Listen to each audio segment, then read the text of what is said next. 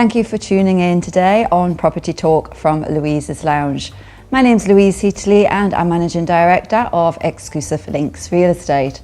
With over 17 years in the real estate industry, I know a few things and I know a few people. And through the podcast series, it's an opportunity to have some insights into the Dubai real estate market, discuss some interesting topics, have some guest attendees, and it's also an opportunity for you to meet some of our team. On today's episode, we have Matthew Wilkes from IP Global. Matthew has been in Dubai for the last 12 years, working in the property sector and specialising in the UK and the European markets. Matthew is a senior consultant for IP Global since 2020, and he works with the GCC investors to build their overseas property portfolio. So Matthew, thank you for joining us today, and it's great to have you here. No, thanks, Louise. Thanks for having me. Appreciate it. Absolutely. So give us a little bit of a brief introduction about IP Global and the background behind the company. Okay, so IP Global have been operational now for about 17 years. So our head office is in Hong Kong. We also have offices in the UK. We're in the UAE, Dubai and Abu Dhabi, South Africa, Kenya, Singapore and China as well. And what we are is we're an underwriter. So we're not a traditional real estate agent in a sense. We go a little bit further than that. So we approach developers predominantly in the UK and in Europe. And what we'll do is we'll underwrite the project. We'll legally and financially commit to buying the units or apartments within that building. And then we will then take those units and we'll offer them to our investors all over the world. And in the 17 years we've been doing this, we've invested nearly $4 billion in 18 different countries. And what are the actual range of services that you can offer a client? So obviously we don't just offer the properties, we don't just sell the properties to investors as well. We kind of put the whole kind of investment journey under one umbrella. So we don't just offer the properties. Once someone wants to purchase a property and they want to get a mortgage, for example, then we also own our own mortgage brokerage, Liquid Expat, and they can they've got relationships with hundreds of lenders in Europe and the UK and can help our investors to obtain mortgages. And then of course they go through the legal process and again their property completes or they complete their purchase, and then they have the option to then use our management company who are called Complete, who manage over 700 units in the UK alone, and Complete will maintain their property, they'll do the tenancy contracts, they'll make sure it's tenanted, pay them their rent, look after it, and even further down the line, if they wanted to sell the property in the future, Complete can also help to do that as well. So for someone who's buying international property, it can be a little bit daunting when you buy a property and you're in an area, Manchester for example, and you want someone to manage it, and you don't know the area, you then have to kind of look on Google or whatever to try and find someone reputable to be able to manage it. So it can be quite daunting, and then you're going between lots of different companies to try and make it as seamless as possible. About 5 companies to do everything you need. Exactly, and people have lives, so you want to make it as easy as possible for them. So that's what we do. We decided to bring the whole solution under one umbrella, one kind of point of contact. So if I'm your consultant and you want to talk to the management company, or there's something you have a question about the management of your property in 4 years' time, you don't just have to go to the management company, you can come to me as well. So, and obviously I can liaise with them as well. So, it's nice to have that one point of contact. I think that's very important when people are buying international investments, to have the one representative, the one-stop shop. It's kind of that security and comfort factor. It is reassuring for investors, knowing they don't have to go searching high and low for management companies or mortgage brokers themselves, because there's lots out there. So obviously if you have that choice, it's quite difficult to make a decision. So they can call you and everything can be done from them? Everything can be done from the point you reserve a property to the time you want to sell it in 15 years. Okay, that's good to know. So you have properties, and you've already mentioned this about UK and Europe, but you do cover other regions, and why does that change? It changes depending on the market. So I mean, because we're an underwriter, so we invest. We're basically an investor. So we pay the deposit on these apartments, and we don't make any of our profit. We don't see our profit margin until the building completes. So what we want to do is because we're putting money into it, we need to make sure that the market is stable. We need to make sure that all the demand is there. And when we do our research into an area where we're going to invest, we dive really into the details. So we don't just look at the yield obviously investors like a yield, but we don't focus on the yield and how much money you can earn from it. We look at the long term. 5 to 10 year plan in terms of your investment. So we look at unemployment rate, we look at the demographic, what's the average age of people in that area, because let's be honest, in 15 years time these people are buying your property. So we look at that, we look at the household income, is that on the rise? We look at regeneration projects, connectivity, we look at all of those small details and put that all together to build an investment case. And at the moment with the current market that we've been in, with going back to even from 2008 financial crash, and then we've had coronavirus, and now we've got inflation and other issues.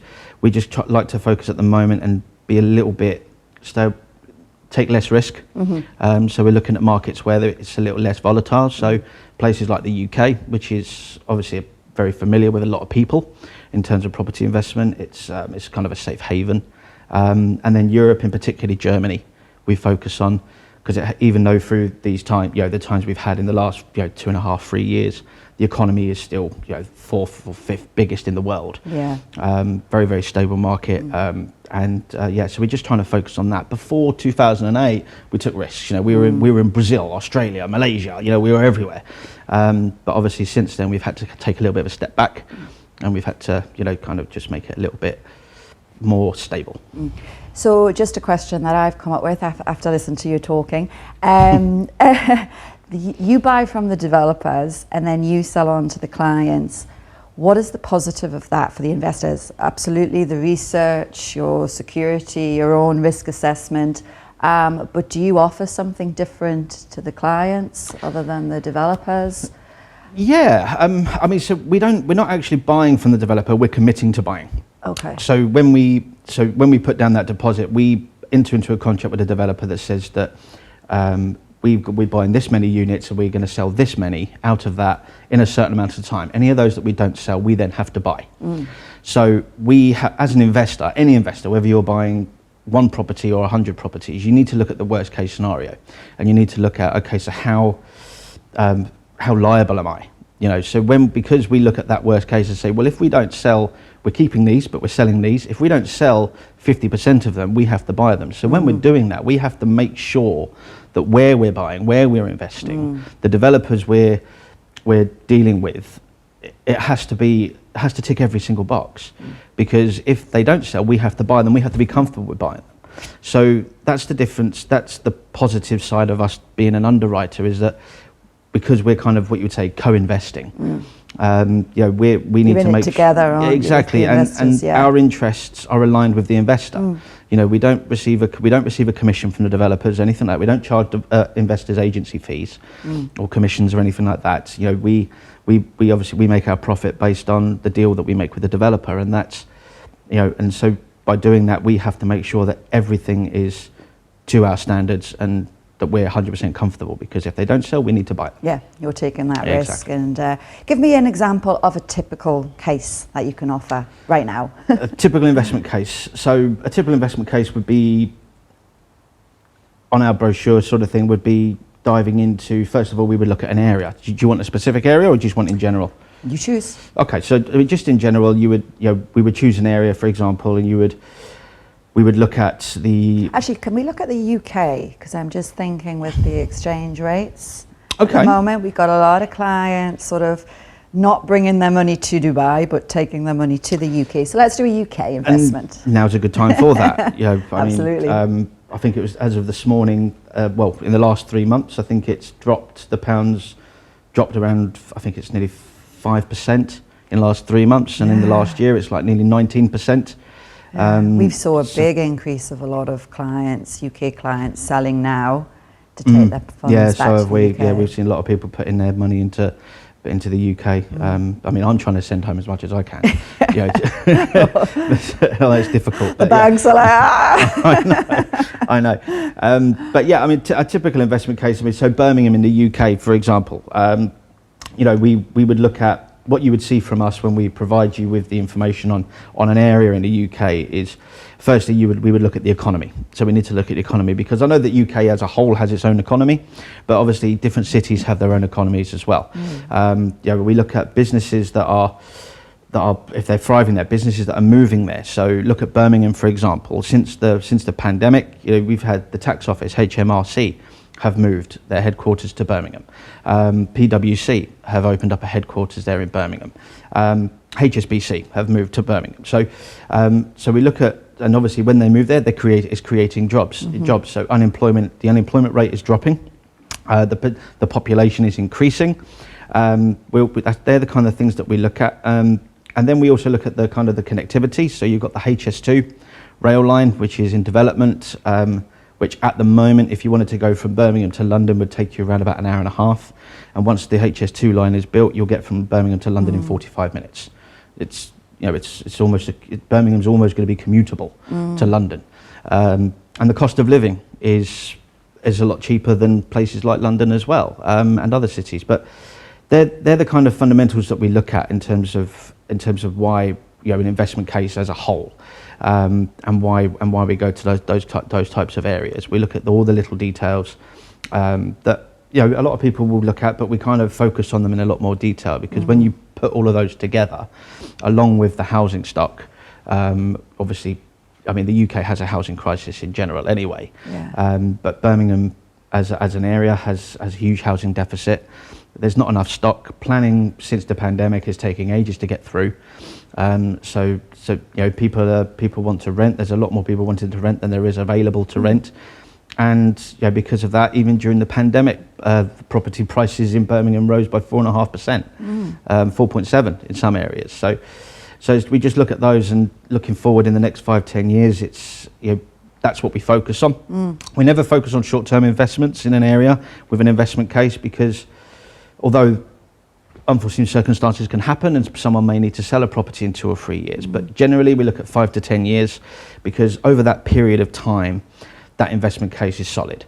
Because even when you have economic downturns, things like pandemics and things like that, developing the area. The area over 5 to 10 years, the property market in those areas is quite, it sustains that. It's quite resilient against those sort of things. And are your projects mostly off plan? Obviously, you're buying from the developer. Do you have ready somebody wants to immediate returns? Yeah, occasionally we have the odd operational property, but it's what mostly we work with off plan.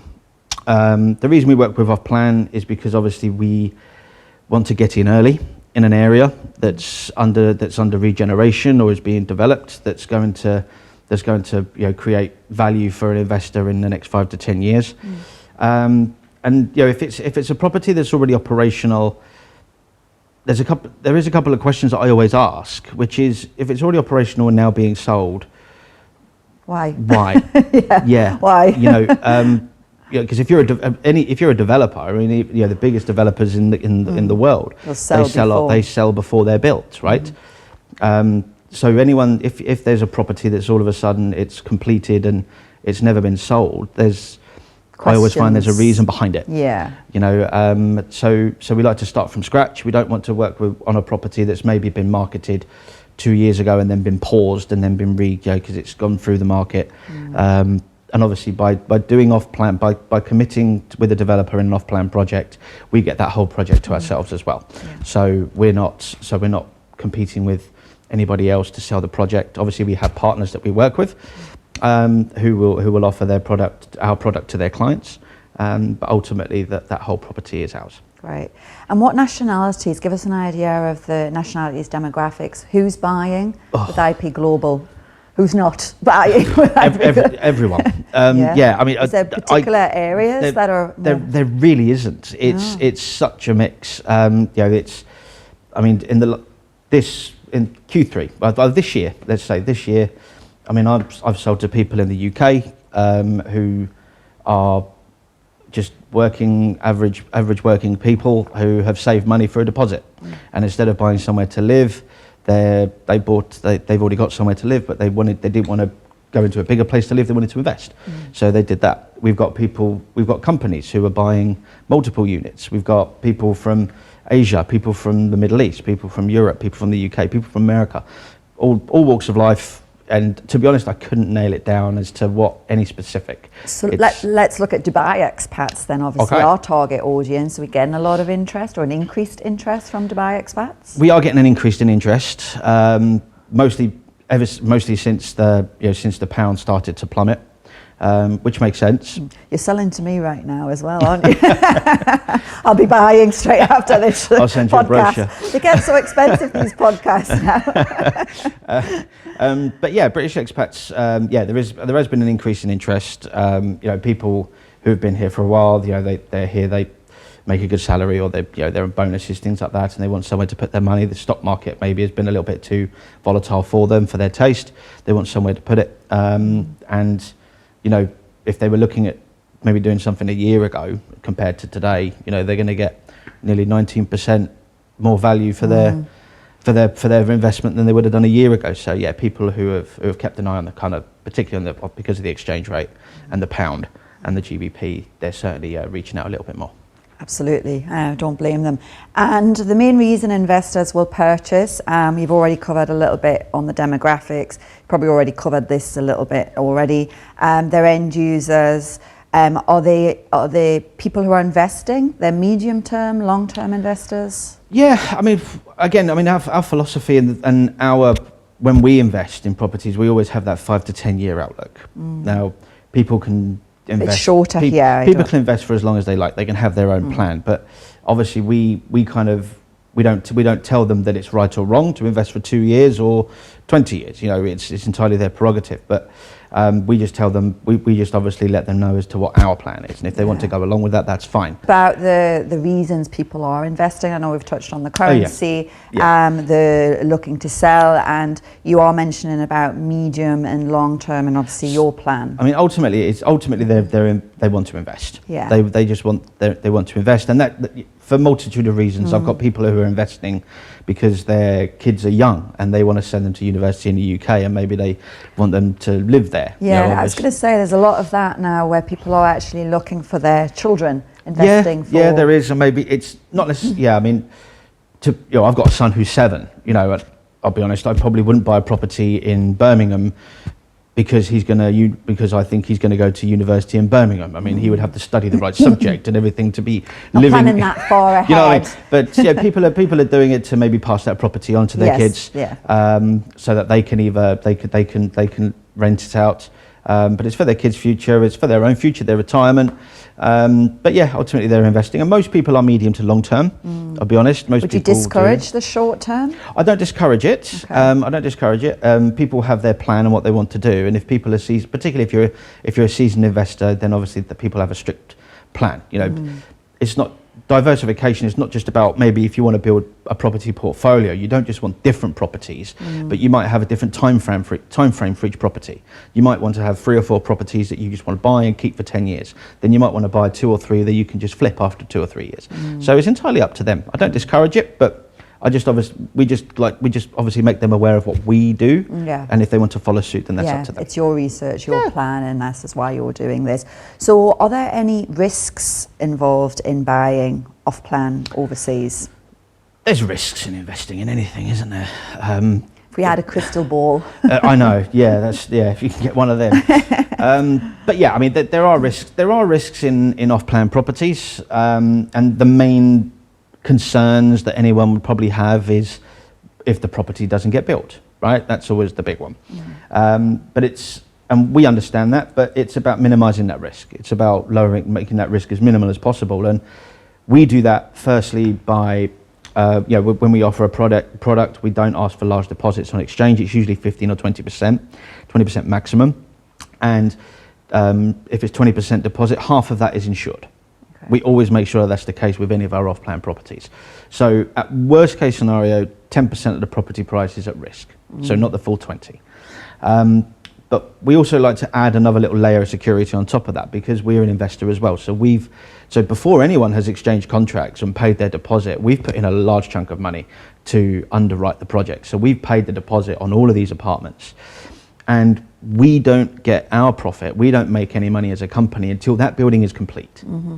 So we are we're on the investor side, and they have us to back them up in terms of if it's a layer of security. It is. I mean, the normal situation, particularly in the UK, with a property that doesn't get built, would be you pay your deposit, then there's a delay, then the developer goes bust, and then each investor has to individually then go and get legal assistance to try and get their money back. Right? They go through a whole legal process. But with us as an underwriter, they have our full support from the beginning. So if that was to ever occur, we would have the kind of the facilities to be able to interject with that and to stop it being to stop it not being completed. Whether that would be we bring in a new contractor, whether we take over the development and give it to another developer who we worked with in the past. Because you're at the risk. Exactly, because we have money at risk, so we're not going to allow that to happen. So obviously we want to make money the same as every other company, same as every investor, and to do that, the buildings need to be built. So we just kind of add that little extra bit of security. But there are risks, and there'll always be risks with buying a property. Anyone who says there isn't, I'll tell you the truth. they're wrong. But yeah, so we just like to add that, and it gives investors reassurance. All right. Well, you're definitely giving me reassurance about potentially buying through IB Corbel, but as you are a salesman, and to our audience out there, come on, you're going to have to pitch us your best project, your investment opportunity. What right now would you pitch us, and give some background of what that is? If I was going to give you the best property at the moment, based on the market and everything else, it's not going to be the UK. Okay. It's going to be Germany. All right. The Germany is not a country that people have really given much thought about. They don't, when people think of property investment, they think they think UK. But Germany is so different, and there's so many aspects to investing in Germany. There's so much more and so much security there that people don't even realise. So we have a property at the moment in Leipzig. So obviously the capital is Berlin, and Leipzig. Leipzig is kind of south of Berlin, about 2.5 hours away. But it's got the same economy as Berlin, but on a smaller scale. Germany has the 4th or 5th largest economy in the world. And the reason we've been investing there, we've done, I think it's 18 projects we've done there now, in Berlin and Leipzig combined. And some of them have completed. They're all completed, apart from 2, which are on track to be completed on their completion dates. And so the thing with Berlin and Leipzig in particular is that obviously it's taken a long time to catch up with other cities. So like your Londons and your and Dubai and places like that, and because it was quite separate until 1989 when the Berlin Wall came down. So it's had a lot of time. It hasn't had a long time to catch up. And Leipzig in particular was completely desolate after the Berlin Wall came down until 2000. I mean, in the year 2000, it's a very new city. It's very new. Yeah. And at that time in 2000, Leipzig's unemployment rate was around 25%. It's now at about 4.5%. It's dropped dramatically. It's recovering well. Yeah, it is. I mean, companies like Porsche, Amazon, DHL, BMW have all invested there, hundreds of millions of pounds. And that's where you want to follow when they're investing. Yeah, and that's where we're following. The population is increasing dramatically year upon year. Unemployment rate is dropping year upon year as well. Businesses are there. The connectivity, the public transport in Europe is second to none. It's fantastic. It's always on time, and it's quick and it's efficient. So that's never been a problem. But in terms of properties as well, in Germany, if you own a property for 10 years or more and sell it, you pay 0 capital gains tax, not a penny. 10 years, that's the 10 years, sell it, any profit you make is yours. And in Leipzig, in the last 5 years, property prices have risen by an average of 7.2% per year, and rental has increased by 4.5% per year. So everything's on the upward projection. Everything is on the up. And so we have a project called the Boulevard. It's in Leipzig. It's about just over a mile away from the city centre. Great connectivity. It will be completed at the beginning of 2025. The developer has done this deliberately. It's not a massive project, but the developer we've worked with on 2 previous projects as well. So we know the standard of the finish, the quality of the build, and what they say is what you're going to get. Exactly. Yeah, it is. It is. And when they say a time frame, there's a reason behind it, and I know 2025 is a bit of a way off, but they're considering today's market. Shortages of staff around in Europe and in the UK, the delay in delivery of materials, the delays in planning departments around the world as well. So they have to take that in consideration, because they would rather leave a longer period of time to complete on time than say Q2 2024. Yeah. Investors want that. They want the truth. And then it'd be delayed, right? So we would rather that. And it's prices start at around €300,000. And it's great, the euros at the moment. It is, and the euros as well has dropped. I think it's 5% and even more, against the dollar in the last 3 months as well. So there's good value to be had. And the vacancy rate in Leipzig as well is phenomenal. It's 2%. So of every rental property available in Leipzig, only 2% of them are available. Wow. And most of those are uninhabitable. They're desolate buildings that are in an area that's being regenerated, that are no longer being used. Yeah. So we've got a number of projects in Leipzig, and the moment it's built, it's full within a couple of weeks. That's it. And you do the turnkey as well, as we were talking about earlier. You can help if people want mortgages. Absolutely, tenants, yeah, we do. We management. work with a company, with a mortgage broker in Germany, who are very, very good at what they do. And the great thing about mortgages as well, particularly in this climate, and why I wanted to focus on Germany, was interest rates are kind of going up. People don't know where they're going to be. So this is a question that I've had about off-plan properties. Is okay, so if I buy an off-plan property now and it doesn't complete until the end of next year, and I do my mortgage application 3 or 4 months before completion, how do I know what the interest rates are going to be? So, which is a fair comment. They've got a budget. It You've is. got to know what you're going to pay. It's a fair question, and the answer to that is, and the answer that I give is, yeah, you're right. We don't know, but ultimately with mortgage rates, we have been quite spoilt with the low mortgage rates over the last few years. And if you look at the 25-year average, mortgage rates are still lower than they are on average. But ultimately, it's still a question that people don't know the answer to, unless you've got a crystal ball.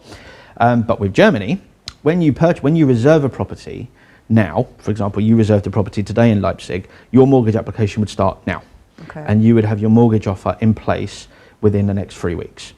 And so and the mortgage rates are around about between 3.3 and 3.5% at the moment, and you can get a mortgage rate fixed at that rate in Germany for either 5, 10, 15 or even 20 years. Right, so you can actually lock that in now and have that security. You can lock it in now. You don't have to wait until the building's developed at the beginning of 2025.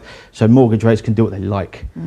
You've got that interest rate, and that's fixed for 5, 10, 15 years. And at the moment, it's just Germany's just making more and more sense, and it's becoming more and more popular with investors at the moment, particularly with the current climate and how things are turning out.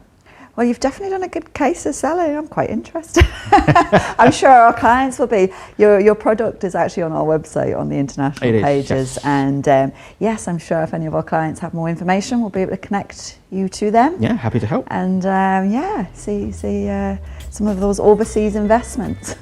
Yeah. Thank you very much, Matthew, for joining us today. I really appreciate you being here. No, you're welcome. Thanks for having me. Thank you. Thank you for joining us today on Property Talk from Louise's Lounge. Hope you've enjoyed today's chat, and if you have any feedback or comments, please do get in touch with us, or any suggestions for future episodes. We'd love to hear from you.